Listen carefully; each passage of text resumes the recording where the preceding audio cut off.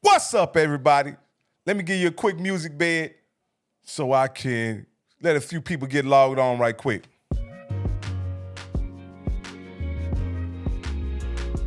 See, yeah, this is how you do that music, right? Hey, man, I'm excited, man. I'm ready to get into this, man. I thoroughly enjoyed WildCard weekend.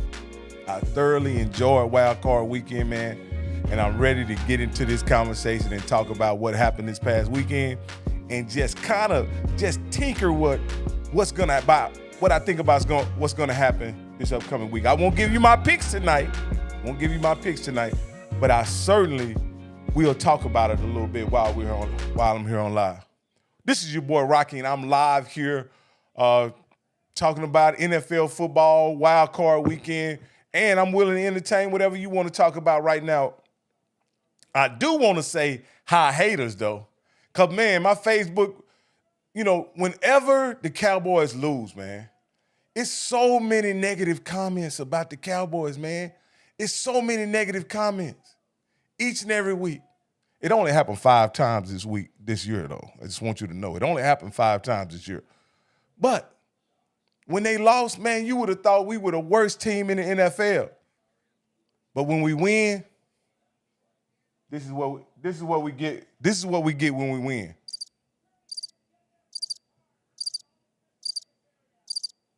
Yeah, we get crickets. Whenever we win, y'all don't say anything. Y'all don't pat us on the back. Y'all don't say, Dak did a good job. Y'all don't say we played well. At least y'all can be honest about before the game, we were going to get blew out by Tom Brady. The GOAT was going to move on from the playoffs. Dak was trash. Our defense sucked. Our team sucked. We may not even score against Tampa Bay. All that shit, man, all that stuff was what y'all was putting out. And at the end of the day, we went down there and to Tampa Bay and did exactly what I said we would do on Monday. Exactly what I said we would do. We go down there, we put pressure on Tom Brady, we'll push the pocket up the middle, we'll rush from the ends, he'll be running for his life, and we'll dominate the football game. That's exactly what happened. Exactly what happened. And then on offense, once Dak settled down, we did whatever we wanted to do on offense. Dalton Schultz got his. Gallup got his. CeeDee Lamb got his. Zeke didn't do too good in my opinion, but Pollard got his. So, but we didn't get nobody said anything about that. Nobody said, hey, good game, Cowboys. No one said anything. Didn't say a damn thing. Just only thing we get is hate. That's all we get is hate as Cowboy fans. We can't love our team without being called delusional. All y'all are, always talking about we think the Cowboys are going to win the Super Bowl every year. Don't you think your team is going to win too? We believe in our team, and we think every time our team line up, we got a chance to win. That's why we're called fans. That's why we're called Cowboy Nation. That's why it's DC4L, Dallas Cowboys for life. I just didn't start this. I started this back in 1976. 1976, when Tony Dorsett was drafted to the Dallas Cowboys. That's when this started. And I've been a Cowboy fan ever since. For many years, I didn't even know there was another team in the NFL. I thought those other teams was like the Dallas Cowboys was like the Harlem Globetrotters, and every other team was like the New York Generals. We just whoop up on them all the time. We just whoop up on them and win Super Bowls and all this, But later on, I realized, because when I was a young lad, we went to 5 Super Bowls before I was 11 years old. I was born in 1970. And by the time we were 11 years old, I was 11 years old. Is it 11 year old? Anyway, y'all know what I'm talking about. We went to 5 Super Bowls by the time I was 11 years old. And so I was spoiled as a Cowboy fan, thinking that we would play in the Super Bowl every other year. But I was later humbled in the 80s, and we were reinvigorated in the 90s. Shortly after Jerry Jones bought the team, hired Jimmy Johnson as the coach, and in the 90s, we were dominant. We won Super Bowls 3 out of 4 years. Yes, let me say that again. We won Super Bowls 3 out of 4 years and was the team of the 90s. And so I am proud to be a Dallas Cowboy fan, right? Let me get that out of the way. But again, after that's a short history lesson. But now I want to get into my picks from last week, right? Last week, I picked, it was a 1 point, Jacksonville was a 1 point favorite against the Chargers. I took Jacksonville. Jacksonville miraculously covered. Miraculously covered. That pick looked horrible. It looked horrible at halftime and really didn't look good to the end of the game. Honestly, I didn't even get a chance to see the game. I was traveling at that time, and I was surprised, astonished, shocked that after being down by 27 points, Jacksonville came back to win the game. So again, I won that one. I told everybody Saturday morning that the Giants would beat the Vikings. I told you what would happen. And people are trying to blame it on Daniel Jones, say Daniel Jones played great, all this. He's the reason why they won. That's not the reason why they won. The reason why they won is because Brian Daboll is a very good coach, in my opinion. He was able to manage the entire game on offense. He knew he had a very average quarterback on the other side, and Kirk Cousins played like an average quarterback, and Daniel Jones and the New York Giants capitalized on that average quarterback. I won that one as well. The Bengals were a 10-point favorite against the Baltimore Ravens. And again, on Saturday morning, I told you that the Bengals would not cover, that it would be a close game, and that Huntley would play as a competent quarterback and would put up a great fight. It's exactly what happened. For all intents and purposes, Cincinnati should have lost that football game. But at the end of the day, Baltimore pulled it out. And so, but my bet cashed because I told you guys, take Baltimore plus the 10 and you'll be good. And then the last game was the Dallas Cowboys. The Dallas Cowboys against the Tampa Bay Bucks. Dallas Cowboys was a 3-point underdog Saturday morning. And I looked at this camera and I told you, I don't know what the hell they're doing in Vegas, but take the Cowboys and count your money. And that's exactly what happened, right? They don't call me Negro Damas for nothing, right? But again, like I told you on Saturday, anytime I pick a game, it's not to go out and bet. It's for entertainment purposes only. I pick games for entertainment purposes only. For entertainment purposes only. All right, let me go here next. Let me go what else I need to cover. All right. This weekend, the whole world is on San Francisco. I don't need to tell you who I'm with. I'm with the Cowboys. We will be the best team that Brock Purdy has played since he's taken over as quarterback. We'll be the best team. Let me tell you who Brock Purdy has played while he's been quarterback. I know y'all think he's the next coming to Joe Montana. I know y'all think he is He's the best quarterback ever to play. But I'm just going to let you know who Brock Purdy has defeated, right? Watch this. Brock Purdy has defeated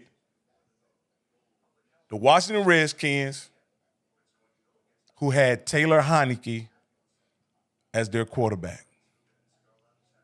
Brock Purdy has defeated Derek Carr, who was replaced at QB with Jarrett Stidham. And he has, I don't even know who was the quarterback for Arizona when they played him. Some dude named Blow. And it ain't spelled like B-L-O-W. It's spelled like B-L-O-U-G-H. And of course, we all know that he beat Seattle last week and he beat Geno Smith. I ask you, who has San Francisco played where Brock Purdy was forced to make plays and outdo the quarterback? He hadn't. He hadn't been stressed in one of these games. The only game he was stressed in, he played Derek Carr, right? He played Derek Carr, who was replaced at quarterback a couple weeks later, or a week later, I'd say. And no, he didn't play Derek Carr. He played Jarrett Stidham. So he played Jarrett Stidham in his first NFL start. And a quarterback in their first NFL start had 365 passing yards against San Francisco's vaunted defense. So if Jarrett Stidham gets 365 against that vaunted 49er defense, what do you think Dak Prescott is going to do with CeeDee Lamb, Gallup, Pollard, Elliott, and Dalton Schultz? What do you think is going to happen? Again, y'all can go out and follow the mainstream media if you want to and get on the 49ers bandwagon. And believe me, they are a good team. They are a good team. But they have a rookie quarterback. Let me say that again. They have a rookie quarterback, and a rookie quarterback has never won the Super Bowl. Rookies generally get exposed in the playoffs. Rookie quarterbacks, whenever the game typically gets put on their shoulders, they fold up because they're not used to the pressure. Now, again, y'all don't have to ask me who I'm picking. No, Russell Wilson won in his second year. Russell Wilson lost in his first year. He lost the first year he went in the playoffs. I want to say, who did he play in the playoffs? I want to say he played Carolina in the playoffs and lost. But I know he won in his second year. I want to say he played Cam Newton in the playoffs, went to Carolina and lost. But my point is, rookie quarterbacks usually get exposed. They usually get exposed. And you can, I don't care what rookie quarterback, there's never been a rookie quarterback to win the Super Bowl. I'm trying to think of a rookie quarterback that's even played in the Super Bowl. Are you talking about my Bengals quarterback? No, not the Bengals quarterback didn't play in the Super Bowl. Get out of here when he was a rookie. He won 4 games when he was a rookie. He didn't. Yeah, he won 4 games and hurt his knee as a rookie. Anyway, my point is, rookie quarterbacks don't win Super Bowls. And for all you 49er fans that think Brock Purdy, a guy who played at Iowa State and won zero Big 12 championships, who was never all conference, never All-America, never a candidate for Player of the Year. You think he's going to walk in the NFL and win a world championship and win a Super Bowl?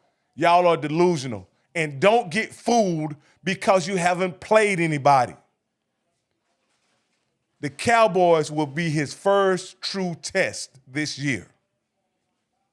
The Dallas Cowboys defense and the Dallas Cowboys offense will put pressure on that rookie quarterback. He will have to score points.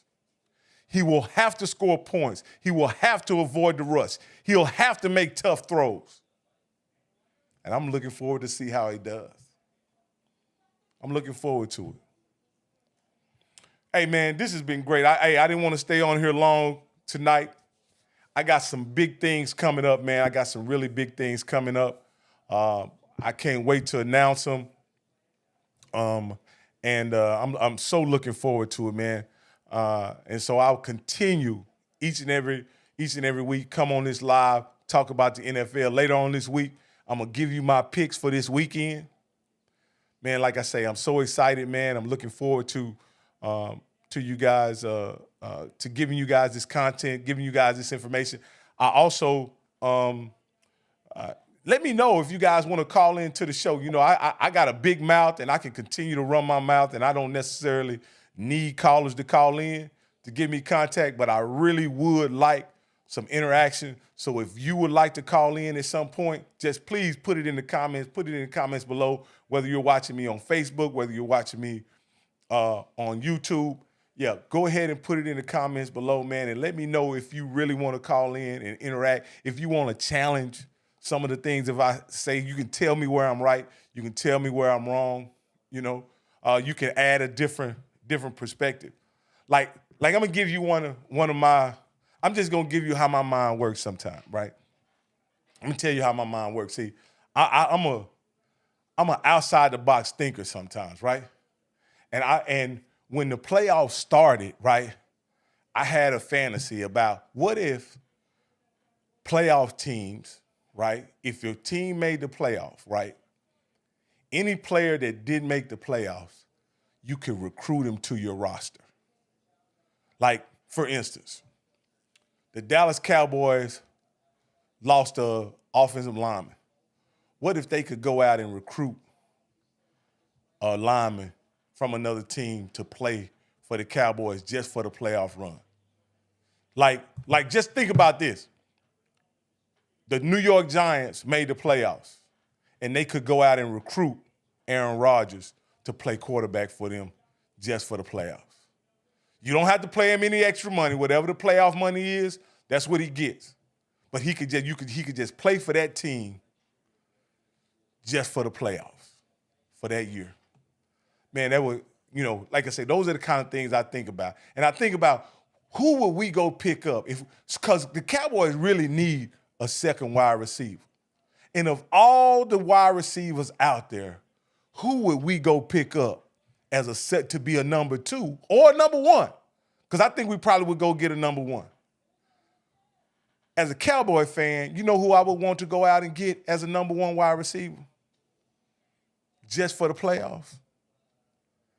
I think I'd go out and get Devontae Adams. But would that be just another version, a better version of CeeDee Lamb? Or would I go out and get like a bigger possession type receiver? You know, a bigger receiver. Oh, yeah, like a corner. Yeah, we also need a DB. What DB would you go out and get?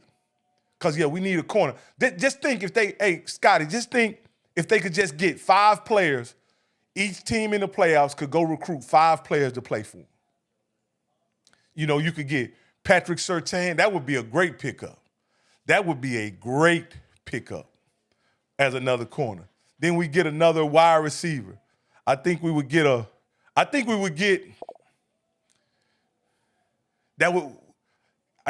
left tackle too. I think even though the rookie has played well, if there's a left tackle that we could go out there and get that would play for us, I think we would go out and get him, man. I think we should go out and get it. And then Of course, you know, if there was an edge rusher, you would definitely want to get him. And you know what I would get? You know what I would get, believe it or not? This is what I would go get. I'd get 4 position players, and I'd get 1 backup quarterback. Did you hear what I said? I'd get 4 position players, and I'd get 1 backup quarterback. So, yeah, those are the kind of things I think about, man. Those are the kind of things we'll talk about on the channel. Those are the kind of things that I really like to interact with about the fans, man. I really like doing those kind of, you know, having those kind of hypothetical discussions, talking about football, talking about sports, man. I absolutely love it. Hey, thank everyone for tuning in. I appreciate it. I'll be back soon, man, and I can't wait to announce the good news. Much love, and I'm out.